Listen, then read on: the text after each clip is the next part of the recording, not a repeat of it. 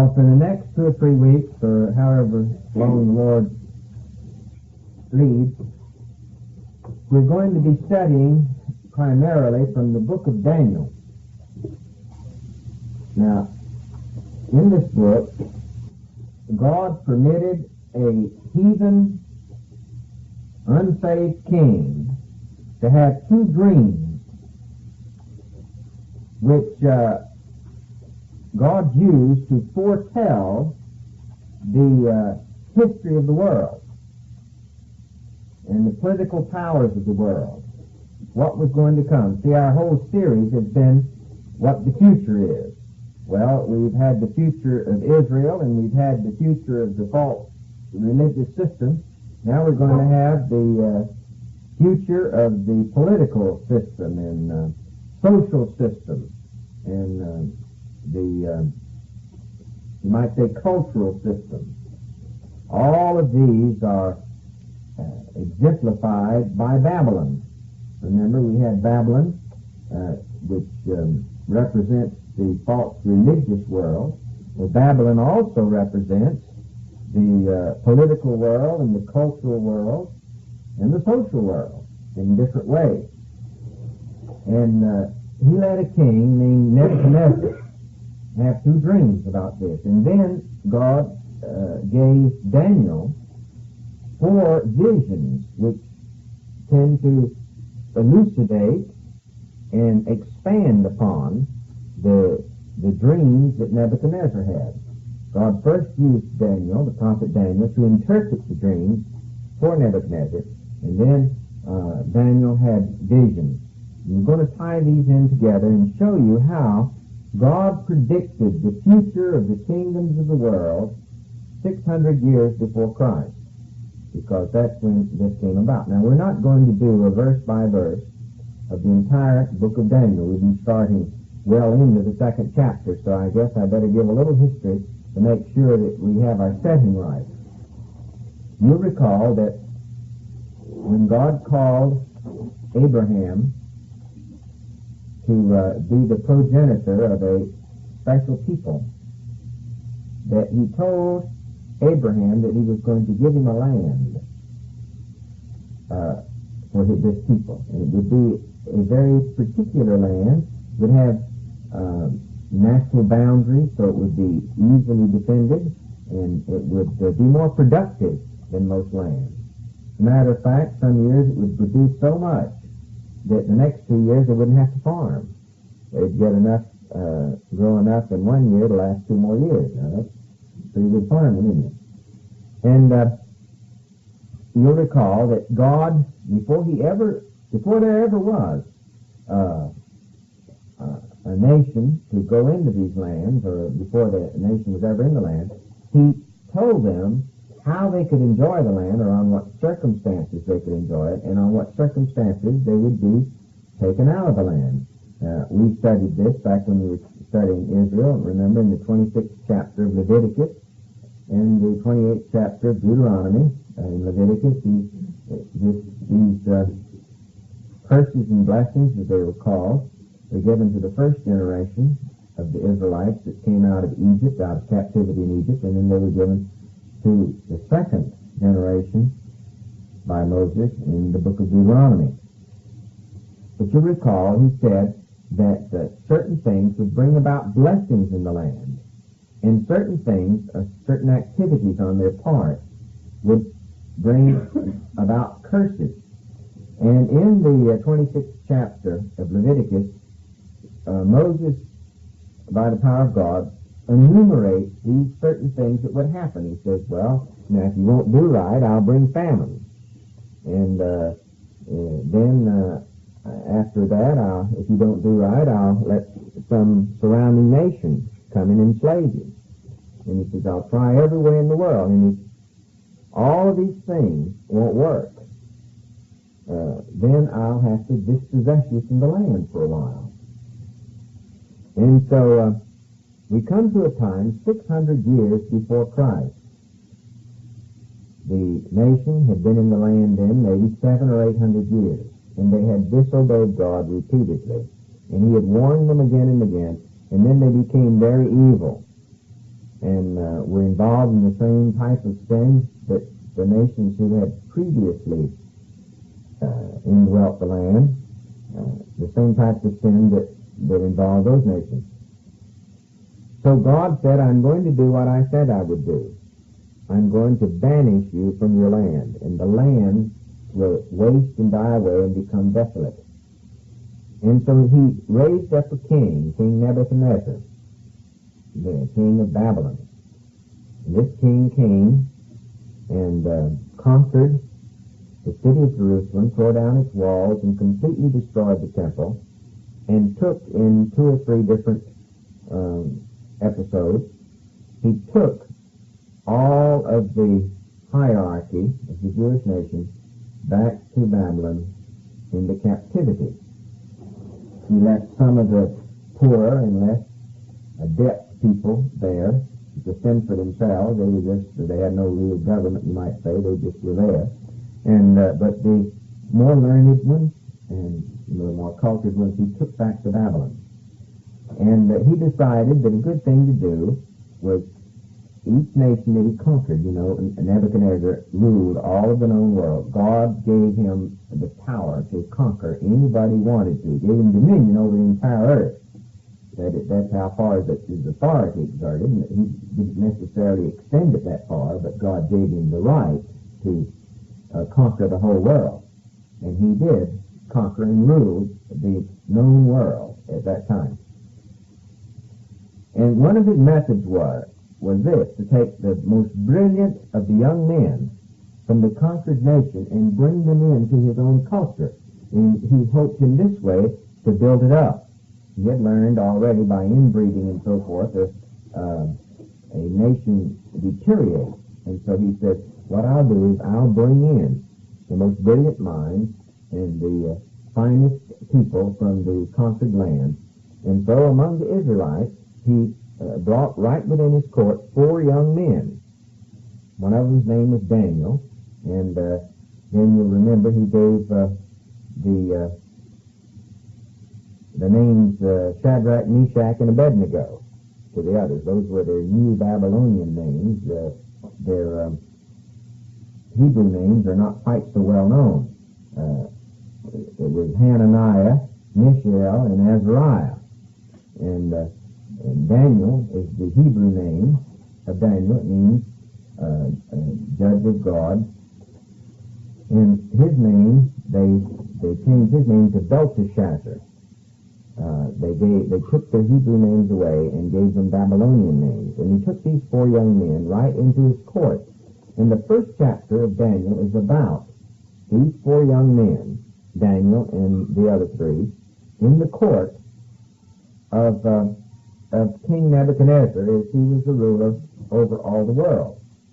And then beginning the 2nd chapter, we find that Nebuchadnezzar had a dream, and it disturbed him very much, and he called in all of his wise men and sorcerers and so forth, and asked them to tell him what the dream was, and then interpret it. He said it just slipped his mind. And they said, why, you're asking something that's impossible. Nobody could tell you what you dreamed. Now, if you tell us what you dreamed, we'll interpret it for you. That's what they claimed they could do. The next time he told them the dream, and they still couldn't interpret it, but that's what they said anyway, that they could interpret it for him if he would explain the dream. He says, how can I explain the dream when it slipped my mind? Now, if you tell me what I dreamed, well, then it'll come back to my mind, and I'll know whether it was what I dreamed or not. They said, no, we can't do that. Nobody could do that. And he says, well, you'll either do it or off with all of your heads. The whole court, including Daniel and his friends. And so when Daniel found out about that everybody was going to get their heads chopped off because nobody could tell the king what he dreamed, he says, said to the dead man, well, tell the king not to be so hasty. And he told this to Arioch, the captain of the king's guard. He said, just let me have a little time to pray and talk to the Lord. He says, I know a God that can interpret all dreams and do anything. And he says, I'll find out what it's all about by consulting God. And then in Daniel, 2nd chapter, the 19th verse, we find Then was the secret revealed unto Daniel in a night vision. And Daniel blessed the God of heaven. And Daniel answered and said, Blessed be the name of God forever and ever. For wisdom and might are his. And he changeth the times and the season. He removes kings, sets up kings. He gives wisdom unto the wise and knowledge to those who know understanding. He says he reveals the deep secret things. He knows what is in the darkness, and the light dwelleth with him. Then he says, To God I thank thee and praise thee, O thou God of my fathers, who has given me wisdom and might, and has made known unto me now what we desire of thee, for thou hast made known unto me the king's matter. Therefore Daniel went into Arioch, that was the captain of the guard, who the king had ordained to destroy the wise men of Babylon. And he went and said thus unto them, Destroy not the wise men of Babylon, bring them in before the king. And he says, I'll show unto the king the interpretation. And Arioch brought in Daniel before the king in haste, and said thus unto him, I have found a man of the captives of Judah that will make known unto the king the interpretation. And the king answered and said, Daniel, whose name was Belteshazzar, art thou able to make known unto me the dream which I have seen, and the interpretation of it? Daniel answered in the presence of the king and said, The secret which the king hath demanded, cannot the wise men, the astrologers, the magicians, the soothsayers show unto the king? But there is a God in heaven who reveals secrets and makes known to the king Nebuchadnezzar what shall be in the latter times. Now watch what this dream is all about. Daniel says, God is letting Nebuchadnezzar know what shall be in the latter days. That's one key phrase. Thy dream and the visions of thy head upon thy bed are these. As for thee, O king, thy thoughts came into thy mind upon thy bed, what would come to pass hereafter? And he who reveals secrets makes known to thee what shall come to pass. So we find that what this king dreamed about was things that shall come to pass in the latter days. Well, we're in the latter days. So actually, what he showed the king was everything that was going to come to pass beginning then, right through to the latter days. But as for me, this secret is not revealed to me for any wisdom that I have more than any living, but for their sakes that shall make known the interpretation of the king, and that thou might know the thoughts of thy heart. Thou, O king, saw and beheld a great image. Now, Daniel here is telling the king what he dreamed. This is, it's one thing to interpret a dream, and it's a little harder to tell a guy what he dreamed. Suppose I were to wake up and say, Graham, look, I dreamed a dream last night. And I know it really was something, but it shocked me so that it went right out of my mind. Now, I want you to explain that dream to me. And he said, well, tell me the dream, and I'll see if I can explain it. And he said, no, I can't say. Like the king, I said, I can't tell you what it is. It slipped my mind. And he'd look at me and he'd say, man, what do you think I am? But that's what Daniel was doing. He's first telling him what his dream was. He said, you saw a great image. 31st verse, where this great image, whose brightness was excellent, stood before thee, and the form of it was terrible. The image's head was of fine gold, its breast and its arms of silver, its belly and its thighs of brass, its legs of iron, its feet part of iron and part of clay. Thou sawest till a stone was cut out without hands, which smote the image upon its feet, that were of iron and clay, and broke them to pieces. Then were the iron and the clay and the brass and silver and the gold broken to pieces together, and became like the chaff of the summer threshing floors, and the wind carried them away, but no place was found for them, and the stone that smote the image became a great mountain and filled the whole earth. Now he told the dream. That was what Nebuchadnezzar saw. Now he's going to explain to Nebuchadnezzar what it meant. He says in the 36th verse, he says, This is the dream, and we will tell its interpretation before the king. Thou, O king, art a king of kings, for the God of heaven hath given to thee a kingdom, power, and strength, and glory, and wherever the children of men dwell, the beasts of the field and the fowls of the heaven, hath he given into thine hand, and hath made thee ruler over them all. thou art this head of gold. Now, this goes back to the fact that God gave dominion in this world to man. It's always been God's purpose that man should rule in this earth. You'll recall that man has forfeited that right of rule to Satan. Now here, Nebuchadnezzar stands for two different, he has two different symbolic meanings. Number one, he stands for the Babylonian kingdom, which is the head of gold. Daniel says, you and your kingdom are this head of gold. Now he says, now the other thing that Nebuchadnezzar stands for is man himself. And you're going to see this. He stands for the human race as such. The 39th verse. And after thee shall arise another kingdom inferior to thee, and another third kingdom of brass which shall bear rule over all the earth. And the fourth kingdom shall be strong as iron, for as much as iron breaks in pieces and subdues all things, and as iron that breaks all these shall it break in pieces and bruise. Now notice, you've got four different metals. You've got a head of gold, and then you've got a chest and arms of silver, and then you've got a midsection and thighs of brass, and then you have legs of iron. And if you stop and think, even though these metals become progressively less valuable, they are progressively stronger.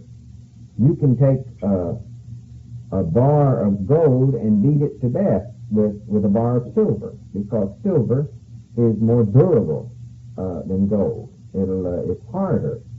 And if you had a war between silver and gold, the silver would win out. And the same thing would be between brass or bronze. Actually, they didn't have brass as such back there. This is bronze, which is an alloy of copper. Bronze is stronger than silver. And if you had a silver bar and a bronze bar, and you began to hammer them together, well, the silver bar would get flattened out in the process, because bronze is more durable, it's stronger. And then if you go on down to iron, you would find that the iron is stronger than the brass. So what's going to happen here? We're going to have kingdoms that are progressively stronger, but kingdoms which are progressively inferior. Notice Daniel says the next kingdom that's going to come about is going to be inferior. Well, we're going to see that these kingdoms, as we go along here, I'll let you in on it now. The Babylonian kingdom is the head of gold. It was very much of an imperial kingdom. The king was all-powerful.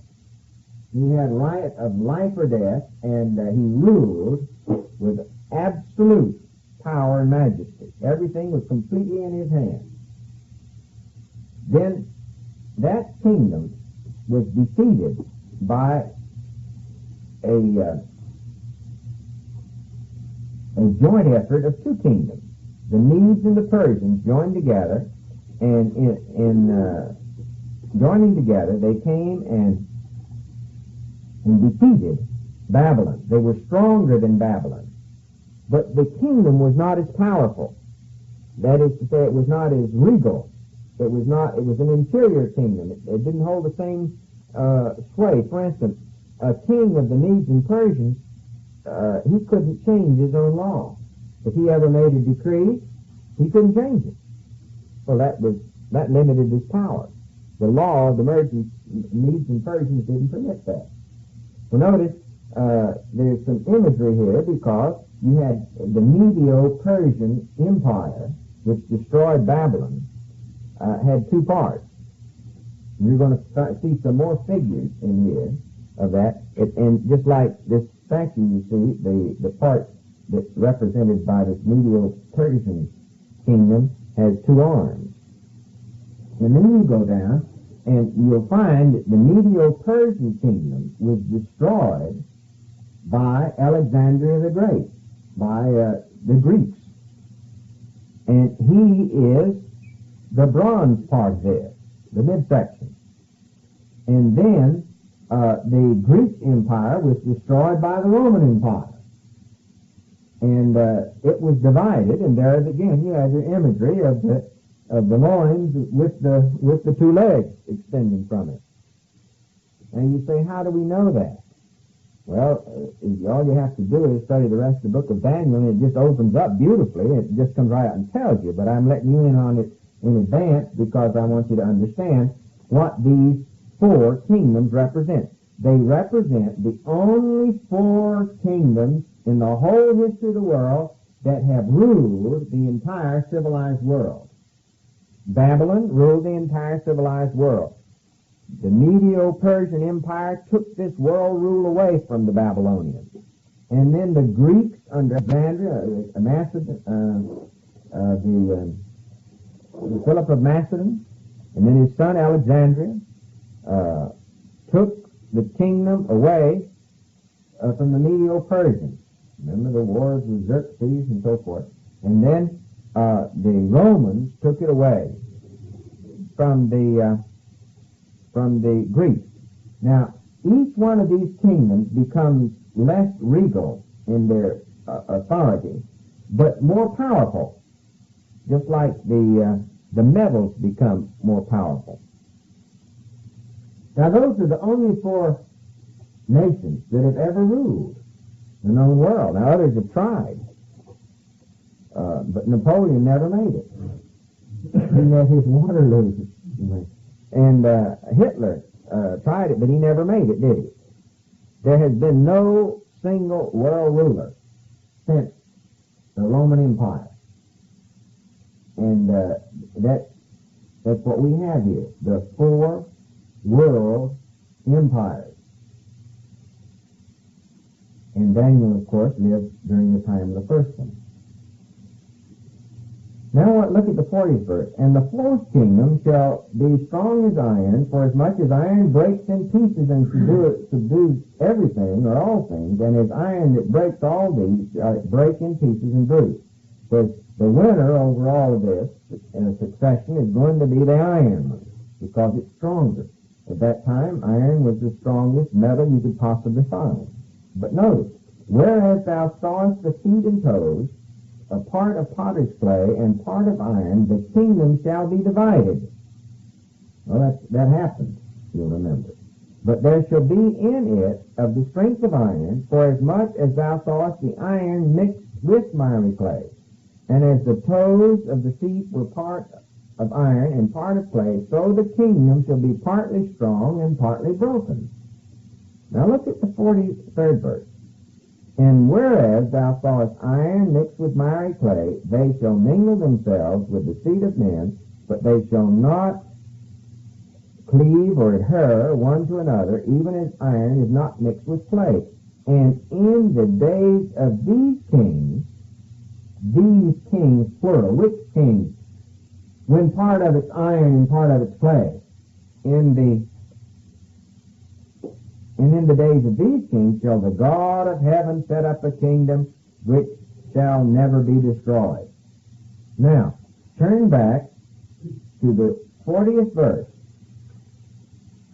In between the 40th verse and the 41st verse is a long period of time which the prophet Daniel didn't see, because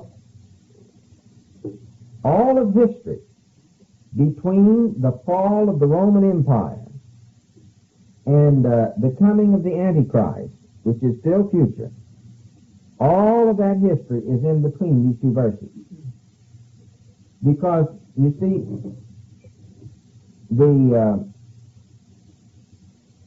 the Old Testament prophets were permitted to see only that time in which Israel was a nation as such and lived in their own land. And they were divested completely of their land in 70 A.D. That's when the Roman emperor came and destroyed the temple that had been rebuilt. And the Jews were scattered everywhere and no longer able to live at all in their land. No Jews lived in the land at all for centuries and centuries. And it was just a wasteland, a desert land. If you'd gone to Israel 200 years ago, you wouldn't have seen enough vegetation to keep a goat alive, hardly. Just a few nomadic tribes of Arabs here and there. It was just a wasteland. And it had been that way for centuries. Well, the Old Testament prophets only prophesy concerning the times when Israel is in the land. Well, Israel was not in the land from 70 A.D. until just recently. And so, during that time, you don't have any prophets. And over again in your Old Testament, it just focuses together as if there were no time in between at all. You're going to see that again and again in the book of Daniel. How it's just as though there was nothing there. Well, what God has done, He's interjected something new in between 70 A.D. and the time when God will start dealing with the nation of Israel again. This is called the church age. And that's not seen by the Old Testament prophets. It's as though the clock stopped at 70 A.D. as far as the Old Testament prophecies are concerned, and then it started again. Sometime centuries and centuries later. Well, where you see that hiatus of the stopped clock is between the 40th and the 41st verses of the second chapter of Daniel. Because, see, the fourth kingdom that's described in the 40th verse is an iron kingdom.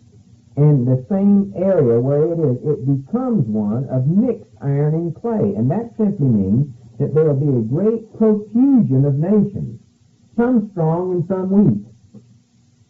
And that's what we have today. And in fact, we've never had it since that time, to the extent we have it today in the United Nations.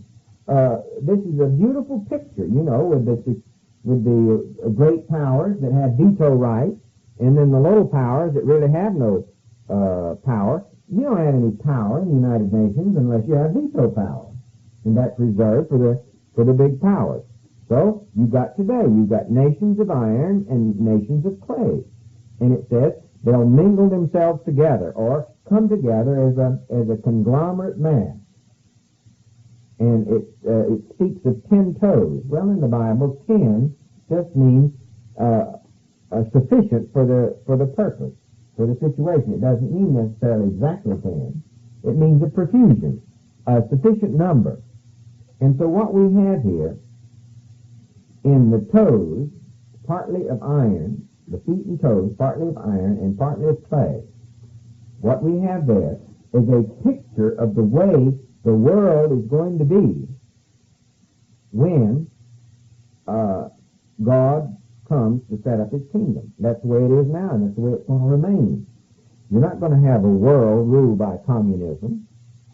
Communism is part of the iron here, see.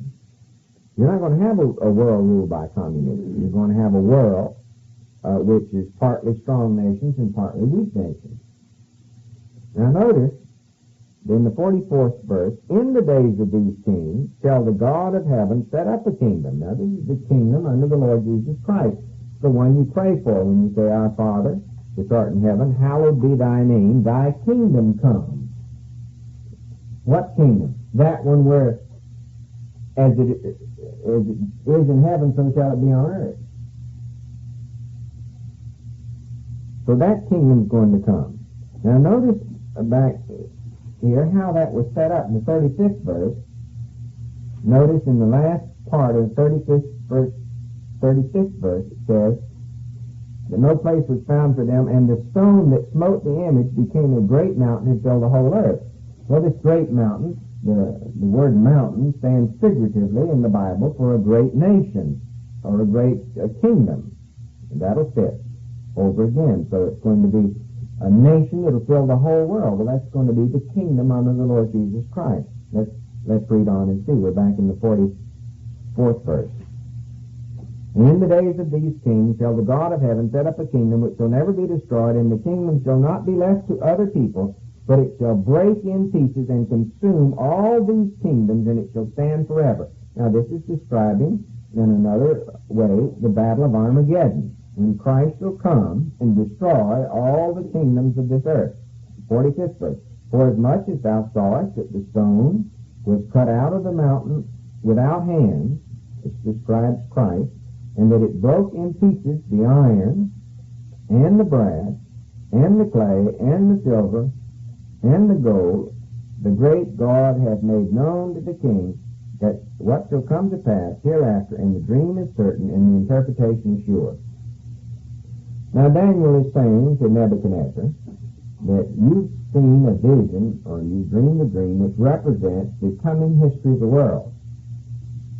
And he says, one day, when all the world shall be equally or divided among weak nations and strong nations, and nations that won't stick together, they won't adhere or cleave to one another, and you've really got that now. You can't get any two or three of them hardly to agree on anything for any length of time. They don't stick together. And the United Nations is just hodgepodge and doesn't really accomplish anything, and it never will. Because why? Because God says iron and clay won't mix. They won't stick together. In other words, what God's saying is the whole political aspect of the world is walking on feet that are made partly of iron and partly of clay, and it won't hold them up. And that's how God sees the political structure of the world. He sees it all right as far as the head's concerned, because God has said man shall have dominion. See? And so that part of it's fine. It's the goal, meaning it's divinely ordained that man shall rule. But his activities, represented by the hands and arms, are inferior to what his ordained position is. What he does.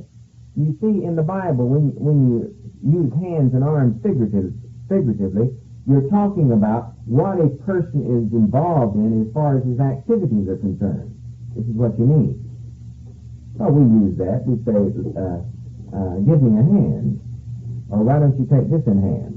We mean become involved in it. We're using the phrase figuratively. Well, this is what it means figuratively in the Bible.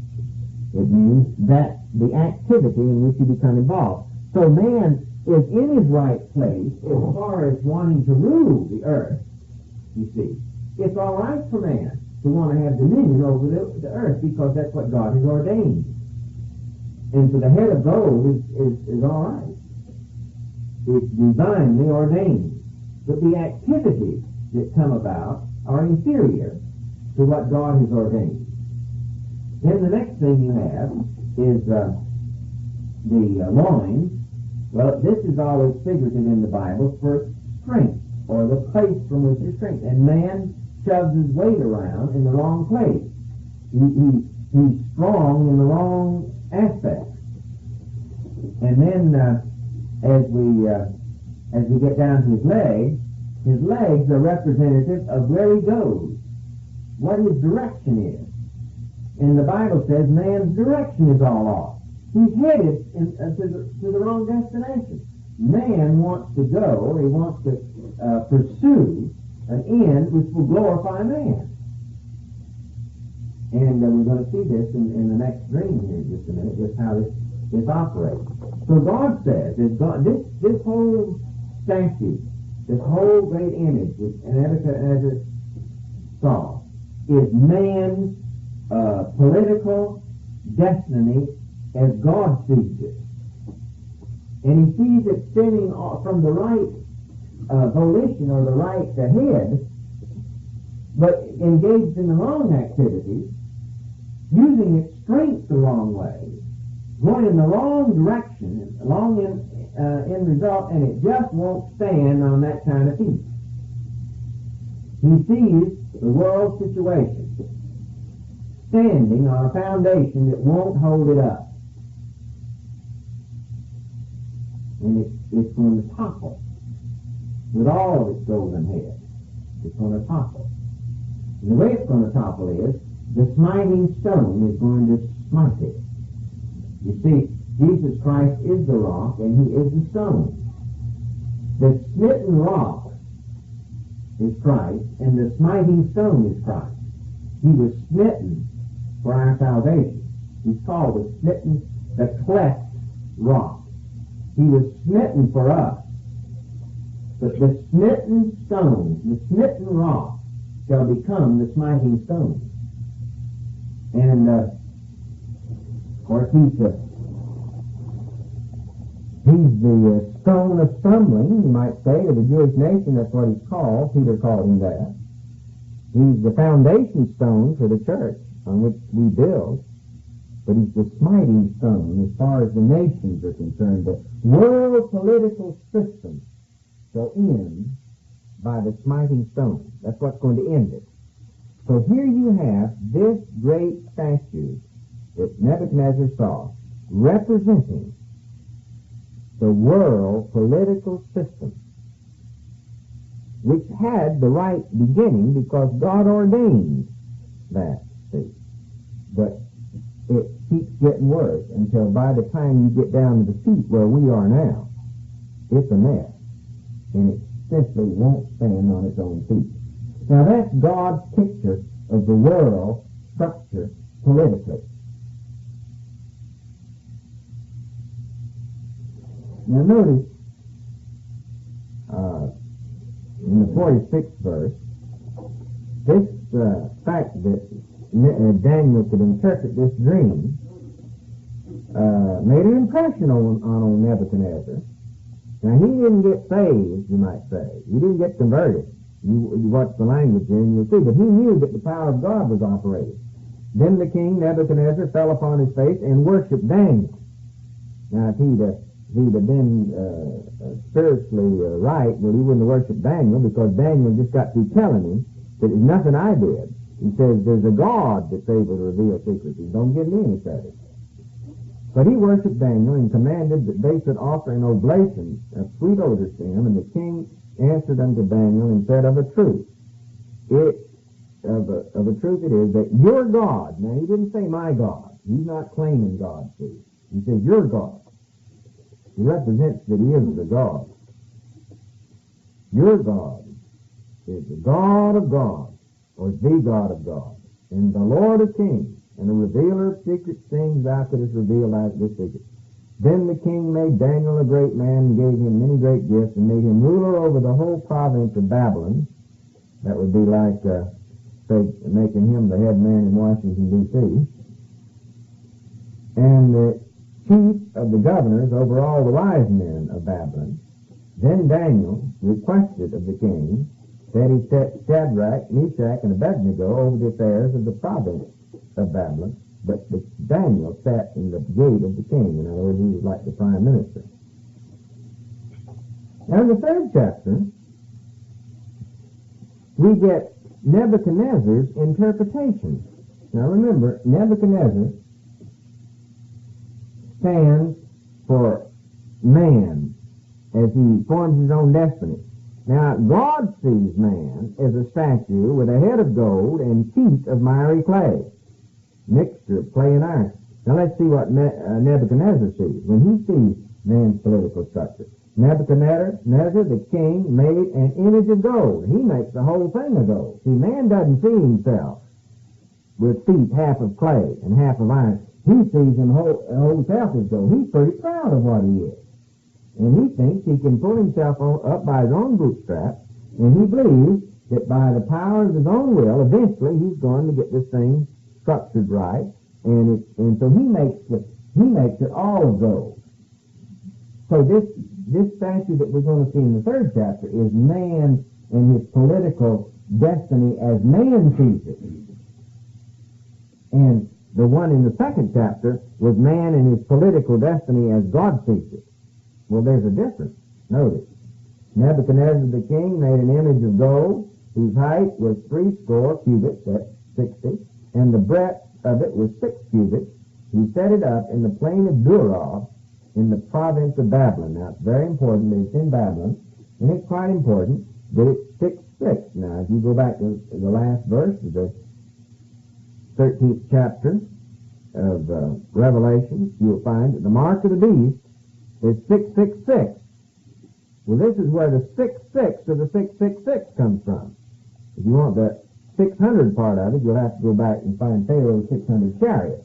So this is where the imagery 666 comes from. It comes from the 600 chariots in Nebuchadnezzar's golden image, which was 6 by 6. And you put these together and you get 666, 666. We'll go into that a little further. We'll probably start next week's lesson by saying something about 666, and we'll tie this in with it. Third chapter, the second verse. Then Nebuchadnezzar the king sent together the princes and the governors and the captains and the judges, the treasurers, the counselors, the sheriffs, and all the rulers of the provinces. That means all from the governors down to the mayors and everybody else, even probably the county commissioners, to come to the dedication of the image which Nebuchadnezzar the king had set up. Now, man requires that anybody in human authority do it man's way. Won't have it any other way. I've told you before. If you were to apply for a job in the United Nations, that is, as a United States representative in the United Nations, even if it were a secretary or whatever it was, if you were to come into contact with any foreign government, you would have to agree that you would never, around those international personages, ever mention the name of Christ, because some people would be offended by it. Christ is not permitted anywhere near the United Nations, not by our own, quote, Christian government. His name's never mentioned there. In fact, it's specifically excluded, not just overlooked. And we want to do our things our way. We don't mind bringing God in if the astronauts get in trouble. It's all right to have a day of prayer or a prayer for them up there, something like that. It's our own business. But we don't want Jesus Christ to have anything to do with our international relationships. And you won't find any time any of our diplomats are dealing internationally, you will never hear of them uttering a prayer. In fact, that'd be the quickest way that you get shunted right out of the diplomatic service. If you were to ever have a meeting with some other international figure and be involved in prayer to God, you leave him out of that. And you've got your own private affair, and as I say, you're trying to get the astronauts back from their busted spaceship or something like that. It's perfectly all right to pray if you want to. But God has no right to meddle in our international affairs, and we're not going to have it. This nation and other nations don't either. You think it through and pursue that, and you find that's true. Because look what he wants. Look at the third verse. Then the princes and the governors and the captains and the judges and the treasurers and the counselors and the sheriffs and the county commissioners and the mayors and the governors and the attorney generals and all the rulers of the provinces were gathered together into the dedication of the image that Nebuchadnezzar the king had set up, and they stood before the image that Nebuchadnezzar had set up. Man has set up his own image of what his political destiny is. Then a herald cried aloud, to you it is commanded, O people, nations and languages. See the language here? All the people, all the nations, all the languages, that at the time ye hear the sound of the cornet, the flute, the harp, the sackbut, the psaltery, the dulcimer, and all kinds of music, ye fall down and worship the golden image that Nebuchadnezzar the king has set up, and whosoever falleth not down and worship, shall the same hour be cast in the midst of the burning fiery furnace. Therefore, at that time when all the people heard the sound of the cornet, the flute, the harp, the sackbut, the psaltery, and all the kinds of music, all the people and the nations and the languages fell down and worshipped the golden image that Nebuchadnezzar the king had set up. Now here you have. Man says, when I play my tune, I want you to pay attention. And if you don't pay attention when man plays his tune, well, you're going to answer in the fiery furnace. If you don't believe it, you just watch what's going to happen to Israel. Because you see, although God says he's angry at the nations because they parted my land, he says. You know right why the Bible says, God says that's why he's angry at the nations? Because they parted his land. Now, he put it back together again. See, they parted. United Nations is who carved Israel all up. Looks like a New England gerrymander of the first water, if you ever saw one. And worse than jigsaw puzzle. That's what we did, put together jigsaw puzzle. Worse than that. Carved it up like that. Well, God put it back together. Now, we're the main ones. Did you realize, you remember when we were studying the teacher of the destiny of Israel, and it said that whoever would confederate themselves with Egypt would be lost, or would suffer the curse of God? I found another verse that went along with that you might be interested in. Hold your place there in Daniel 3 and turn back to Isaiah. Isaiah 54, I believe it was. God is speaking there to the nation of Israel.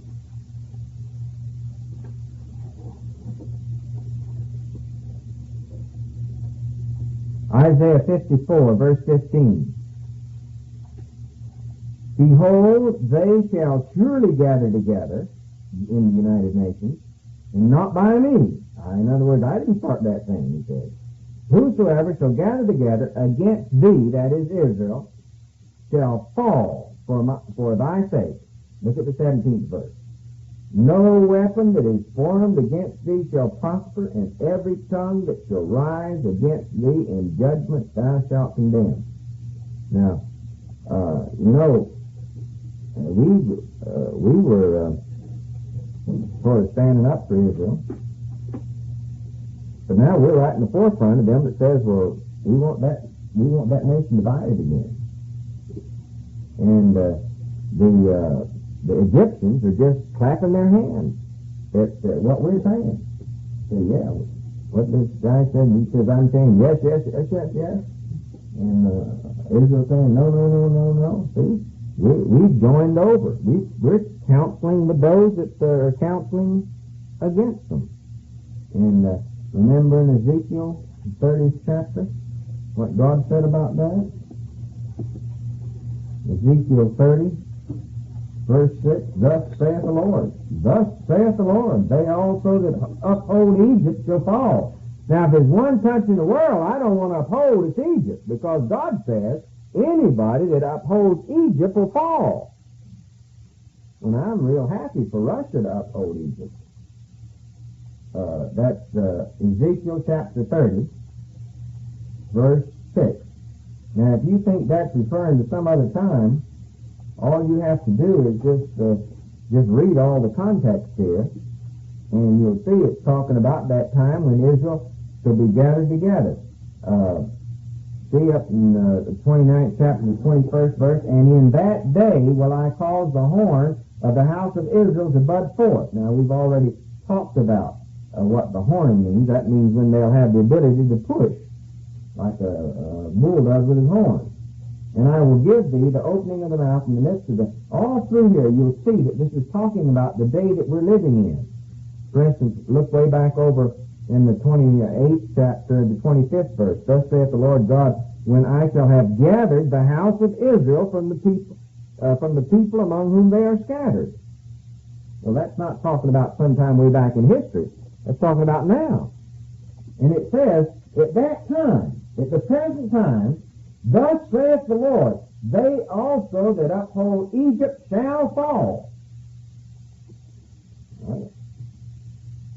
All I can say is somebody up there hasn't been reading the Bible very regular, or they wouldn't be climbing on Egypt's bandwagon.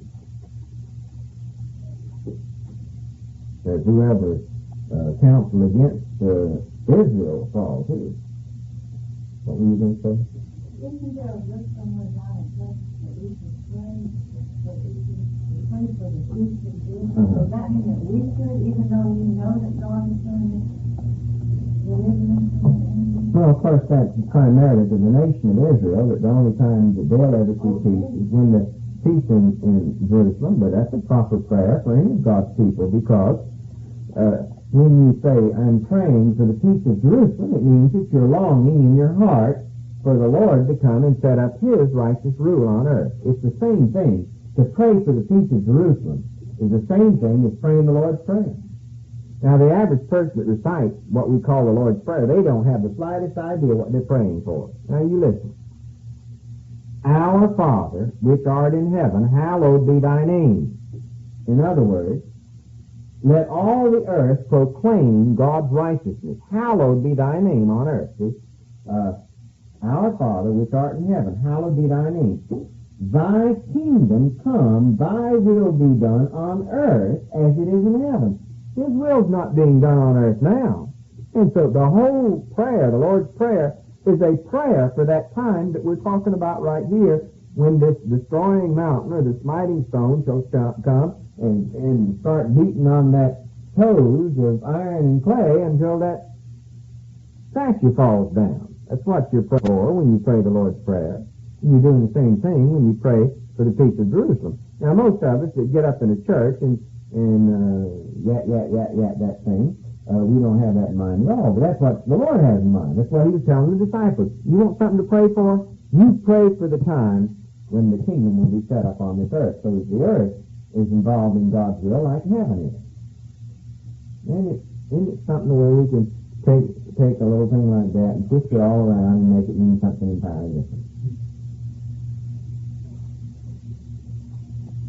Okay.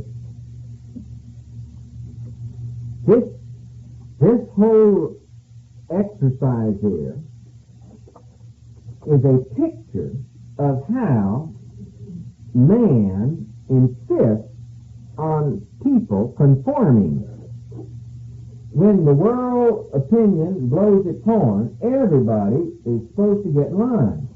If the world opinion says that Israel's supposed to retreat back to its 1967 borders, everybody better get on the bandwagon, or you're going to be tossed in the fiery furnace of world ridicule. And it means you better, whatever we want to do, whatever we all concerted together want to do, you better step in line. Well, let's see. 8th verse of the 3rd chapter. We're back in Daniel. Wherefore at that time certain Chaldeans came near and accused the Jews. They spoke and said to the king, Nebuchadnezzar, O king, live forever. Thou, O king, hast made a decree that every man that shall hear the sound of the cornet, the flute, the harp, the sackbut, the psalter, the dulcimer, and all kinds of music, shall fall down and worship the golden image, or shall get in line. And whosoever falleth not down and worshipeth, that he should be cast into the midst of the fiery furnace. There are certain Jews who thou hast set over the affairs of the province of Babylon, Shadrach, Meshach, and Abednego. These men, O king, have not regarded thee. They serve not thy gods, nor worship the golden image which thou hast set up. Now here you got somebody that's running the very province of Babylon, and they're not going along with this deal. 13th verse.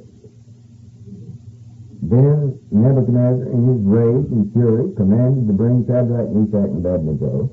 Then they brought these men before the king, and Nebuchadnezzar spoke and said unto them, It is true, O Shadrach. Is it true, O Shadrach, Meshach, and Abednego?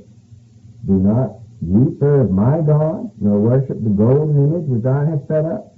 Now if ye be ready, at the time that ye hear the sound of the cornet, the flute, the harp, the sackbut, the psalter, and the dulcimer, and all kinds of music, to fall down, why do you suppose God repeats that over and over again? Because that's the kind of a treadmill the world is on. Over and over again, you know. Same old treadmill. The world pipes the song and everybody falls in line, see? Which I have made well. But if you worship not, you shall be cast the same hour in the midst of the burning fiery furnace. And who is that God that shall deliver you out of my hand? Shadrach, Meshach, and Abednego answered and said to the king, O Nebuchadnezzar, we are not even careful to answer thee in this matter. We don't even have to think about it, in other words. We already got our answer.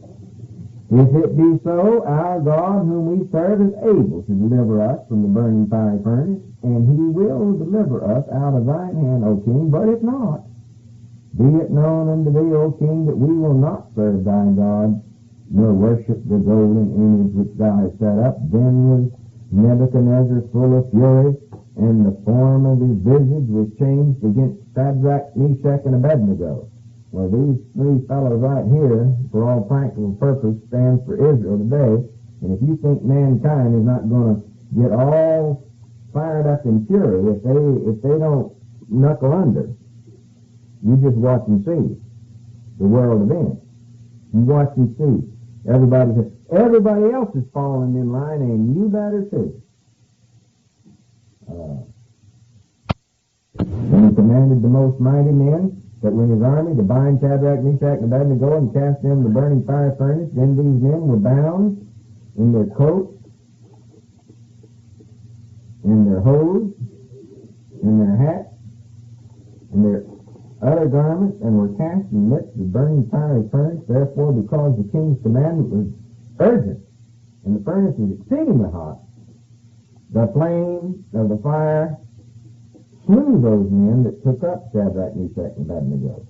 Boy, it must have been a hot fire, wasn't it? Well, when man gets anxious, when man wants somebody to fall in line with his system, he doesn't care what the cost is. He's going to see that whoever doesn't gets paid the price, and it may take a lot of lives. But he's going to have his way anyway. In the 23rd verse, and these three men, Shadrach, Meshach, and Abednego, fell down in the midst of the fiery furnace. Then Nebuchadnezzar the king was astonished, and rose up in haste, and spoke and said unto the counselors, Did you not cast three men down in the midst of the fire? Then answered and said unto him, King, true, O king. He answered and said, Lo, I see four men, each walking in the midst of the fire, and they have no hurt. And the form of the fourth is like the Son of God. Then Nebuchadnezzar came near the mouth of the burning fire furnace, and spoke and said, Shadrach, Meshach, and Abednego, ye servants of the Most High God, come forth, come here. Then Shadrach, Meshach, and Abednego came forth from the midst of the fire, and the princes, and the governors, and captains, and the king's counselors, being gathered together, saw these men, upon whose bodies the fire had no power, nor with the hair of their head singed, neither were their coats changed, nor the smell of fire had passed on them. Didn't he smell smoke? Then Nebuchadnezzar spoke and said, Blessed be the God of Shadrach, Meshach, and Abednego, who hath sent his angel, and delivered his servants who trusted in him, and hath changed the king's word, and yielded their bodies, that they might not serve nor worship any god except their own God. Now notice, he sees the power of God, but he's still not claiming them for his God. He's calling them their God, not his God.